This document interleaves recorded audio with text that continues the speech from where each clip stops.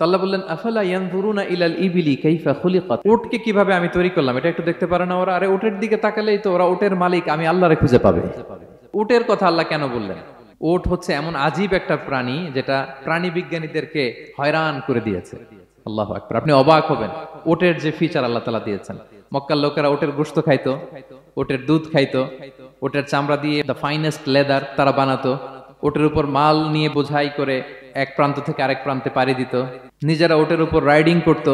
এবং উট হচ্ছে এমন প্রাণী যেটা একসাথে 1 মাস না খেয়ে বেঁচে থাকতে পারে। 1 মাস পানিও খাওয়া লাগবে না, খাবারও খাওয়া লাগবে না। প্রাপ্তবয়স্ক একটা উট একসাথে 200 লিটার পানি খেয়ে ফেলতে পারে। এবং উটের পেটের ভিতরে একটা স্পেশাল ওয়াটার চেম্বার আছে, ওই চেম্বারে রেখে দেয়, যখন লাগবে ওইখান থেকে নিয়ে নিয়ে বেঁচে থাকে।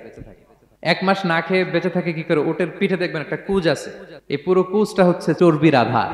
ওটের যখন খাবার থাকে না মরুভূমিতে, মাসের পর মাস যখন চলে, ওই চর্বি থেকে এনার্জি নিয়ে সে মরুভূমিতে চলে, সে না খেয়েও বাঁচতে পারে। আমাদের চোখের মধ্যে যেমনি একটা পাপড়ি, এরকম এক পাপড়ি দিয়ে উটকে আল্লাহ বানায় নাই, ডবল লেয়ারের পাপড়ি দিয়েছে।